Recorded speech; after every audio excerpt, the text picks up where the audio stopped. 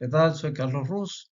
El día de hoy vamos a hacer un pequeño análisis de las reformas constitucionales que se dieron en 2024, 2025 y 2026 en relación al Poder Judicial y los cambios que impactaron en el juicio de amparo. Podemos señalar que los antecedentes de la reforma judicial que vivimos en 2025, pues nacen de un enfrentamiento entre el expresidente López Obrador y la Suprema Corte de Justicia, cuando en 2023 se pretendía hacer una reforma electoral y la Suprema Corte de Justicia declaró ilegal dicha reforma. En ese entonces el titular del Ejecutivo, atacó al sistema judicial, eh, señaló algunos de los problemas que había en el Poder Judicial y que era obvio que el Poder Judicial necesitaba una reforma. Sin embargo, la sacudida que tuvo el Poder Judicial, al parecer, fue mayor de la que necesitaba. Así que el 15 de septiembre de 2024 se aprobó una reforma judicial y esta reforma afectó la manera de elegir a los juzgadores, que hoy se hace por elección popular, y también nos ponen en entredicho que nuestra constitución, que en principio se considera una constitución rígida desde 1917 a la fecha, ha tenido casi 900 reformas, lo cual nos hace pensar que no tenemos una constitución rígida. Si nosotros comparamos a la mexicana con la Constitución española del 78, que en ese lapso ha tenido solo 3 reformas, pues hace dudar que la nuestra sea una reforma, una constitución rígida y por el contrario es sumamente flexible. Así que hagamos un análisis de estos cambios que se dieron. Empezaremos por platicar con los cambios que se dan al juicio de amparo. En principio tenemos una desaparición de las salas de la Suprema Corte de Justicia, algo que no había ocurrido en este país y que en 2024 la Suprema Corte de Justicia solamente iba a trabajar en pleno. Claro, en junio de 2026 se dieron cuenta que esto era un error, que iba a traer una consecuencia de atrasos en decisiones judiciales porque los obligaban a decidir todo en pleno. Así de que en marzo de 2026, en junio de 2026, se dieron otra vez cambios. Ya no hablamos de salas de la Suprema Corte de Justicia, sino ya hablamos de secciones, que para el caso es lo mismo. Pero también hubo otros cambios importantes en la regulación del amparo y la suspensión, en los cambios en el juicio de amparo, un reforzamiento en la idea de la digitalización del juicio, expedientes electrónicos y otros temas como la ampliación de la demanda, la flexibilidad en la suspensión, un incremento en los supuestos en que no procede la suspensión, así como nuevas causales de improcedencia. Decíamos hace un momento, uno de los aspectos más destacados de la reforma de 2024 fue la desaparición de las salas de la Suprema Corte de Justicia. Los efectos de estos eran evidentes. Hay una menor agilidad en el trámite de los asuntos, se reduce la jurisprudencia que antes creaban las salas, y esto es un problema para generar un cuello de botella para que la Suprema Corte de Justicia siempre funcione en pleno. Afortunadamente, los legisladores se dieron cuenta de este error, así que a partir del 2 de junio de 2026 se genera una nueva reforma constitucional para permitir que el Pleno de la Suprema Corte de Justicia decida trabajar también a través de secciones. Esto abre el panorama, que las salas regresen obviamente y se pueda eliminar estos problemas que generaban el cuello de botella al momento de resolver asuntos. Derivado de la reforma judicial, tuvimos modificación en los artículos 73 y 148 de la Ley de Amparo y que regresamos a una interpretación estricta que limita los efectos de las sentencias y de la suspensión. El famoso fórmula de Otero. Y esta fórmula de Otero sigue siendo un tema de discusión porque basamos nuestras sentencias de amparo a un principio de relatividad de las sentencias. Es decir, que solamente va a ser y va a recibir el amparo aquel que se queje.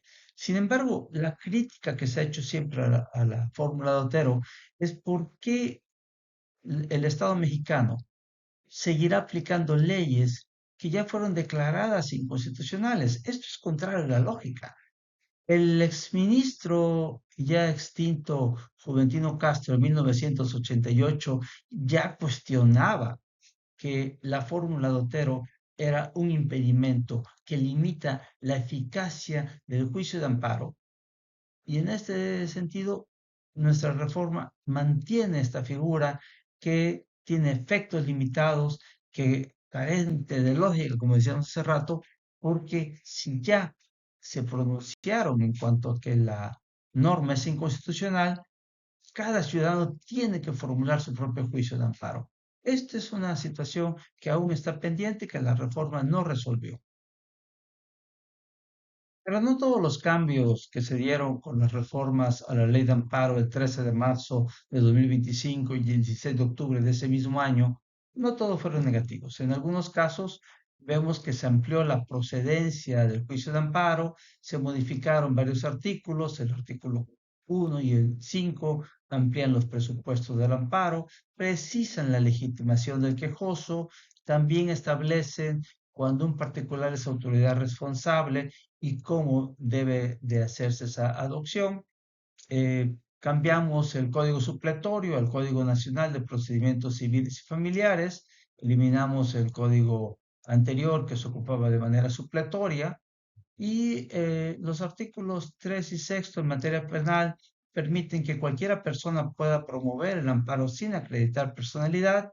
Se elimina la firma electrónica en los casos que prevé el artículo 15 de la ley de amparo. Así que podemos decir, sin lugar a dudas, que sí tenemos casos excepcionales donde más actores pueden pedir una resolución prioritaria en ciertos amparos y que permite a los menores desde los 14 años cumplidos poder designar un representante legal.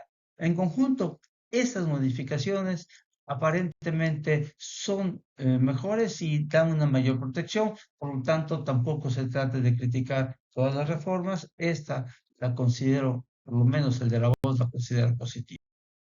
En el caso de la digitalización del juicio de amparo, la verdad es que ya se ha venido trabajando y ahora lo que resulta obligatorio es para las autoridades, es decir, cualquier autoridad está obligada a seguir las nuevas reglas de amparo para poder tramitarlo, contestarlo y darle seguimiento a través del juicio en línea. Los particulares todavía tenemos el derecho de poderlo hacer en línea o llevarlo de manera tradicional, que es física.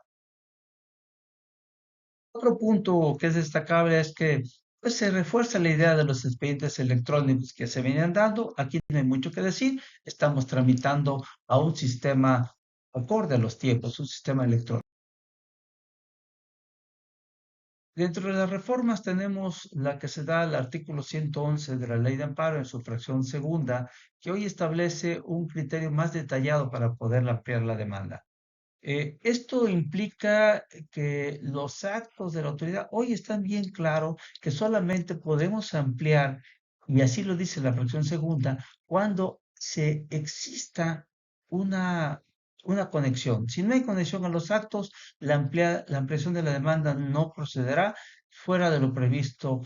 Sin embargo, aquí que guardan relación directa con la demanda inicial, pues a veces podríamos dudar si esto va a funcionar porque hay que reflexionar si al limitar la ampliación no se adquiere una postura muy estricta de la ley y no permite la flexibilidad que el principio del derecho romano tenía para aplicar la flexibilidad en los asuntos, sobre todo cuando tenemos grupos vulnerables.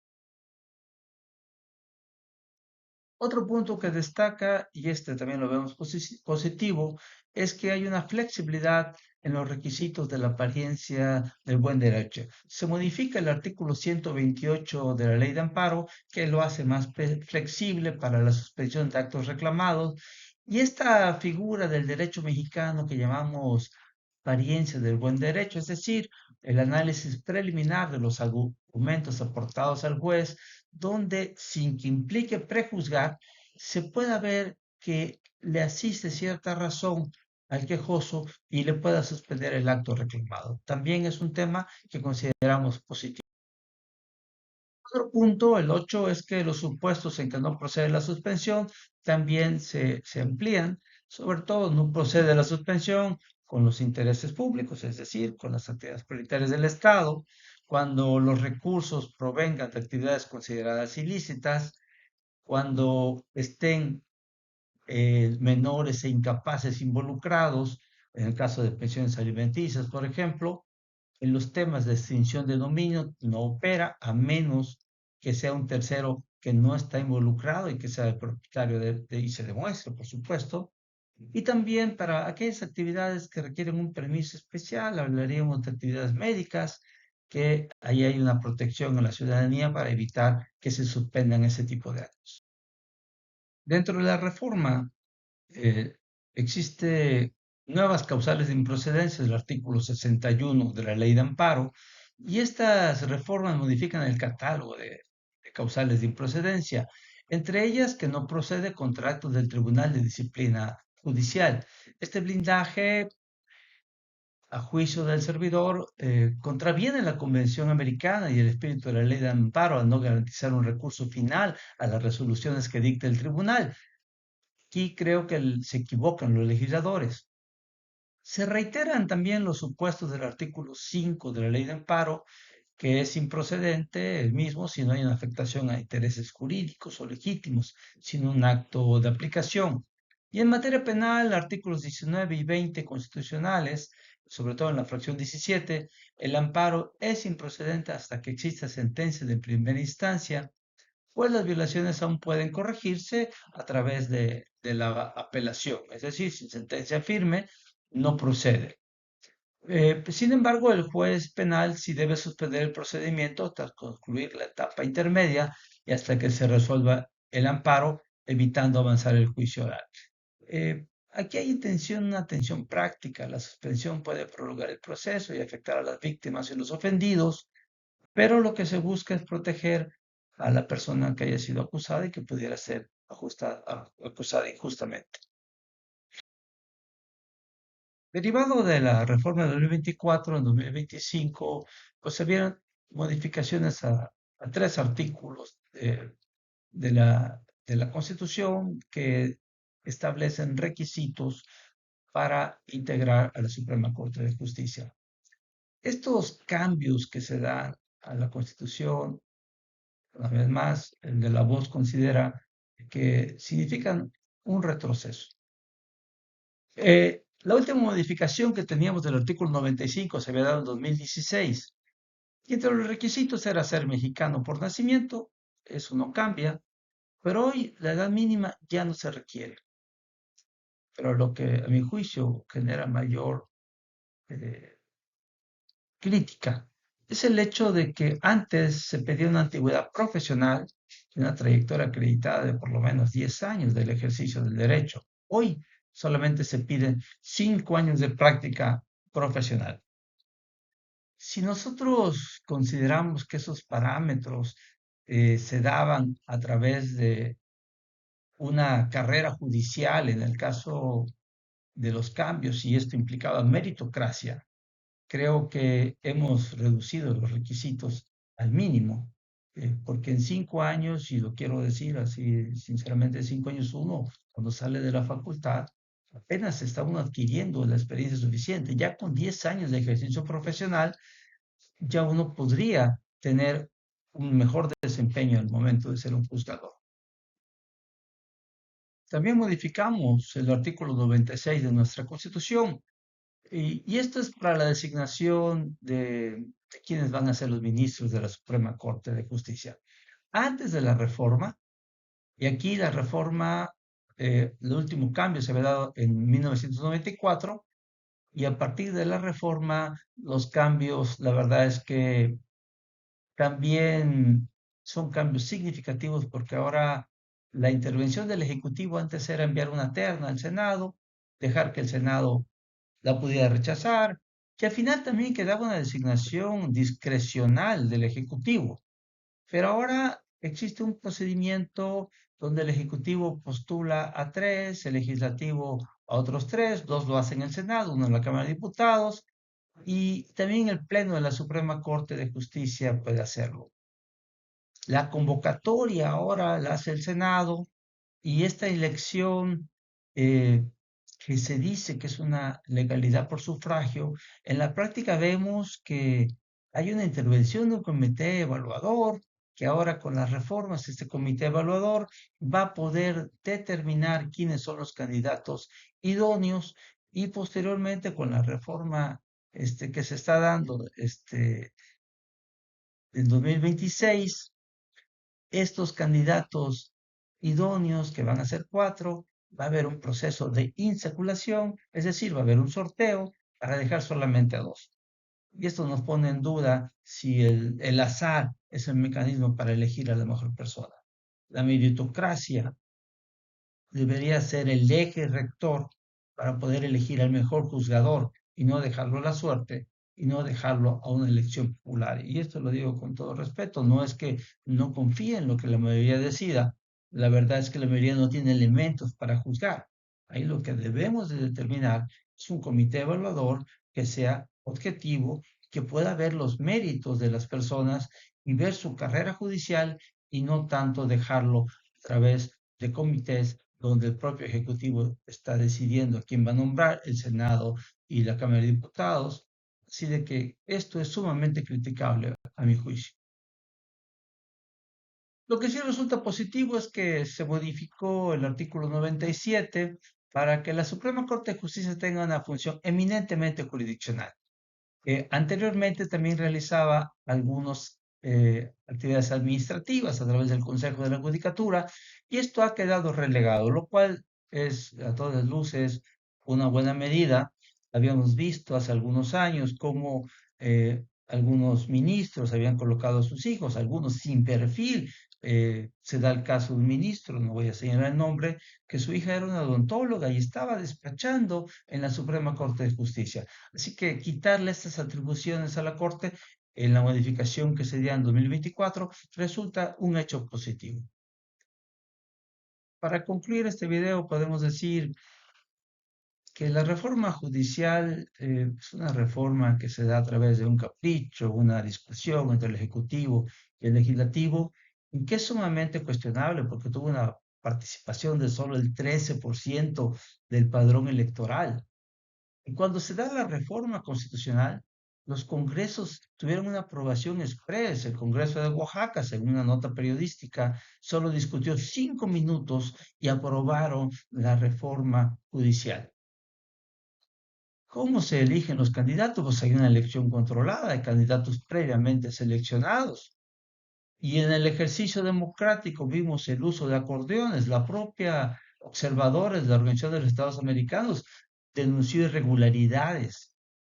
Hay un riesgo aquí de perder la independencia judicial.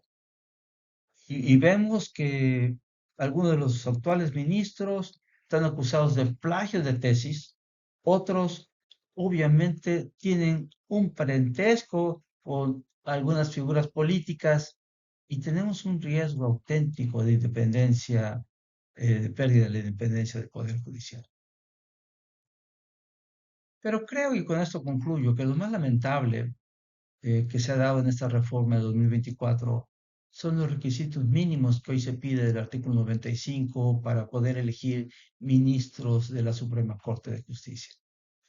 Si nosotros analizamos el caso de España y lo comparamos con México, en México, para ser ministro de la Suprema Corte de Justicia, se requiere solo 5 años de ejercicio profesional. En España, que tiene una ley orgánica que analiza los requisitos, la meritocracia y la experiencia judicial es vital para poder entrar a ser ministro, para poder ser juez y requiere cursos, exámenes y 10 años de experiencia para ir subiendo de un puesto a otro. Así que para ser un ministro de la Suprema Corte de Justicia, alrededor de 20 años de experiencia requiere.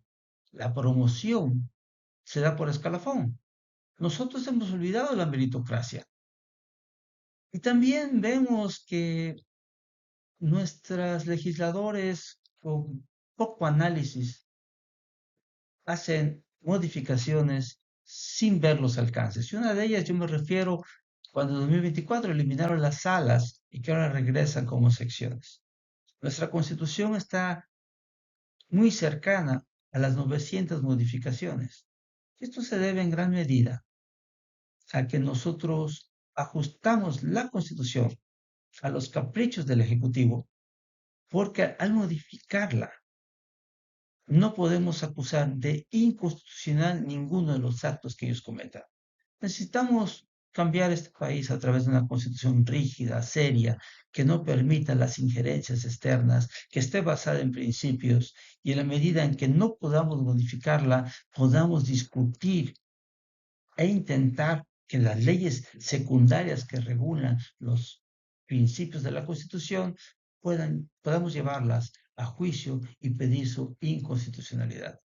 Queda mucho por hablar acerca de los cambios que se han dado y los que todavía vienen, pero creo que este es un resumen breve de lo que tenemos actualmente. Muchas gracias por su tiempo.